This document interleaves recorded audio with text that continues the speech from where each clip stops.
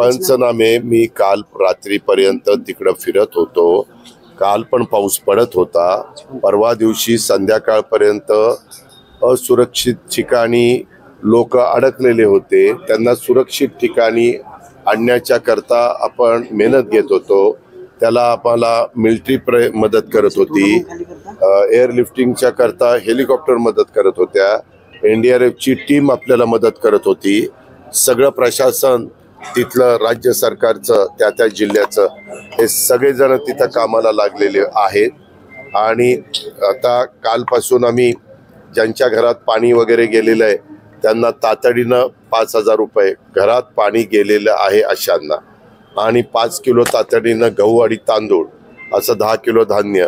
परंतु काल माझ्या लक्षात आलं की तिथं त्यांची घरच्या घरं पाण्यामध्ये गेलेले असल्यामुळे सगळं त्यांचं धान्य भिन्न भिजलेलं आहे, धान्य खराब पण झालेलं आहे.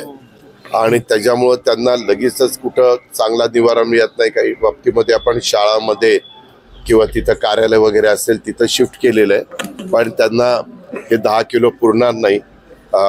आम्ही त्याच्याबद्दल ते वाढवण्याच्या करता मुख्यमंत्र्यांच्या बरोबर चर्चा करून त्याच्यात अधिक कशी मदत करता येईल धान्याच्या बाबतीत ती आम्ही करतोय. काल देशाचे गृहमंत्री अमित शाह साहेब आपल्या राज्यामध्ये आलेले होते. आपण हे जे काही घटना घडली त्याच्याबद्दल पंतप्रधानांनाही पत्र दिलेलं आहे की आम्हाला ह्याच्यामध्ये मदत करा.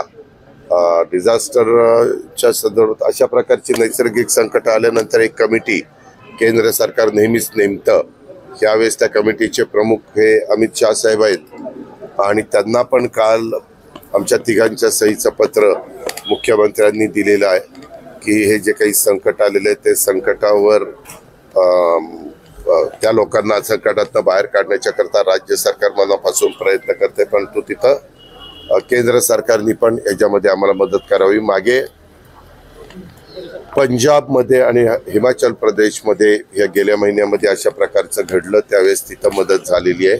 आणि महाराष्ट्रात पण ज्या वेळेस अशा प्रकारची संकट आलेली आहे किंवा देशातल्या कुठल्याही राज्यावर आलेली आहे त्यावेळेस साधारण आढावा घेऊन केंद्र सरकार मदत करत असतं. आणि म्हणून ती मागणी स्वतः गृहमंत्री मुंबईत संध्याकाळचा कार्यक्रम होता त्यावेळेस मुख्यमंत्र्यांनी केलेली. 3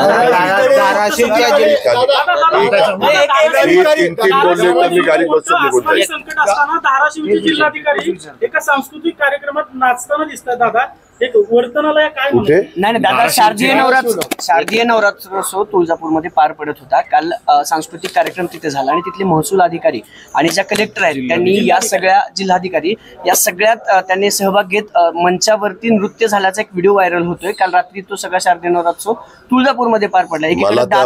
मला त्याबद्दल काही माहिती नाही. आपण आता माहिती दिली कारण सकाळी लवकर इथं 6:30लाच मी आलेलो आहे. थांबले बाबा, आलेलो आहे. त्याच्यामुळं मी माहिती घेऊन त्याच्या संदर्भातलं माझं स्टेटमेंट करेन. हवामान विभागाने सुद्धा परत एकदा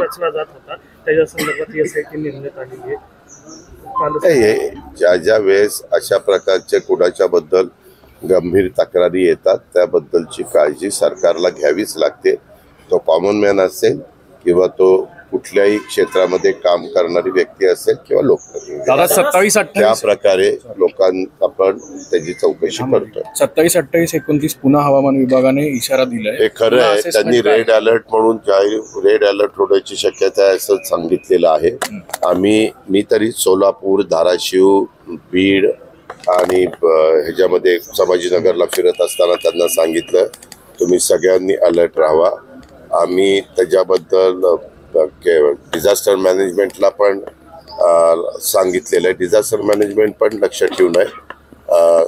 वरिष्ठ पातळीपासून खालपर्यंत सगळ्यांना त्याच्यामध्ये आपण अलर्ट केलेले. काही गावकऱ्यांचं म्हणणं होतं की एकाने बघा रे, उद्धव ठाकरे म्हणाले की PM केअर फंडातून शेतकऱ्याची सगळी कर्जमाफी होऊ शकते. 2.5 लाख कोटी रुपये महाराष्ट्रातून दिले होते कोरोना PM केअर फंडाला, ते वापरून आता ही सगळी कर्जमाफी करा, धीर द्या शेतकऱ्यांना, राजकारण आम्ही करणार नाही. ठीक आहे दादा. लाडकी बहीण योजनेचा 8,000 सरकारी महिला कर्मचाऱ्यांनी लाभ घेतल्याचं समोर आलंय.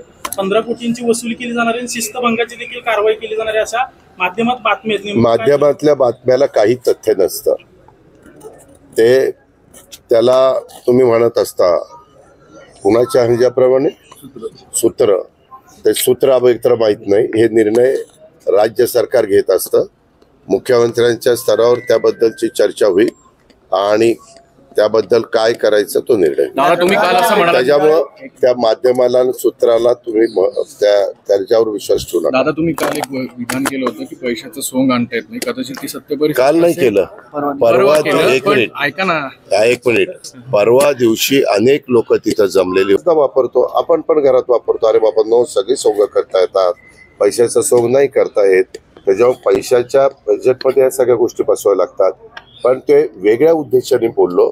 अशा प्रकारची नैसर्गिक संकट येतात त्यावेळेस राज्य सरकार ताकदीनं अडकलेल्या अडचणीमध्ये असणाऱ्या शेतकऱ्यांच्या पाठीशी, तिथल्या नागरिकांच्या, तिथल्या ग्रामस्थांच्या, तिथल्या मायमाऊलींच्या पाठीशी उभं राहत असतं आणि ते उभं राहणार. आम्ही राहतोय अशा प्रकारचा विश्वास ते त्यांना दिला. टेरिफच्या बाबतीत एक प्रश्न आहे, फार्मावर हे देखील काय होतं, मी बोललो ना, त्याच्या बोलण्या मागचं मी काय बोललो आणि पुढचं काय बोललो तेच घेत नाही. ते तेवढंच घेतात की सगळी सोंग करता येतात, पैशाचं सोंग आणतात. अरे पण त्याच्या आधीचं काय बोललो आणि पुढचं काय बोललं बघा ना. ह्या ज्या काही संकट होत, उलट माझ्या 2-2.5 दिवसाचा दौरा इतका व्यवस्थित त्या ठिकाणी झाला. सगळ्यांचं मी नीट समजून घेतलं. कुठंही त्या बाबतीमध्ये आता तुमच्या पत्रकारांनी सकाळी मी 6ला सुरुवात करायचो ना, आल्याला दांडकं पुढे धरायचे, दादा बोला. अरे मी म्हणलं थांब ना बाबा, लोकांच्याकडे जाऊ दे.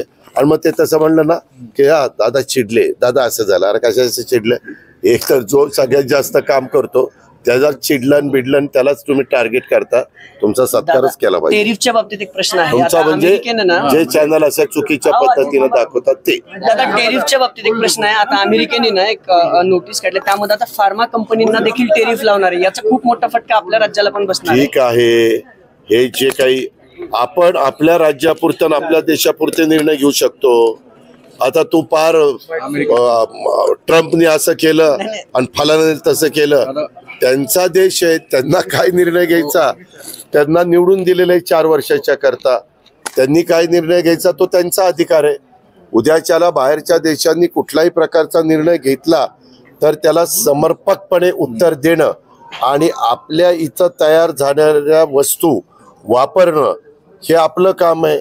स्वदेशीचा नारा त्याच्याकरता महात्मा गांधींनी पण दिलेला आहे, आता देशाच्या पंतप्रधान नरेंद्र मोदी साहेबांनी पण दिलेला आहे. आणि पूर्वीचा काळ राहिलेला देशाला स्वातंत्र्य मिळून आज 75 वर्षापेक्षा जास्त काळ उलटलेला आहे. त्याच्यामुळं आपल्याकडं आता खूप काही गोष्टी परदेशाच्या वस्तूंच्या पेक्षा अधिक उत्तम पद्धतीने तयार होतात. उलट काही काही वस्तू, काही काही कपडे, काही काही ब्रँड आपल्याकडे तयार होतात आणि तिथं मेड इन दुसऱ्या देशाचं नाव देऊन विकले जातात. ही पण वस्तुस्थिती आहे, तुम्हालाही माहिती आहे. पंचनाम्याबद्दल काही ग्रामसेवक जे आहेत, पंचनाम्याबद्दल ऑफलाईन पंचनामे सुरू आहेत. मात्र काही ग्रामसेवक म्हणतात अग्रिस्टॅक्स कार्ड आहे का, ई पीक नोंदणी झाली आहे बाबा. तुम्ही ना इतकं बारीक बारीक गोष्टी, आम्ही तिथं सगळे गेलेलो आहे.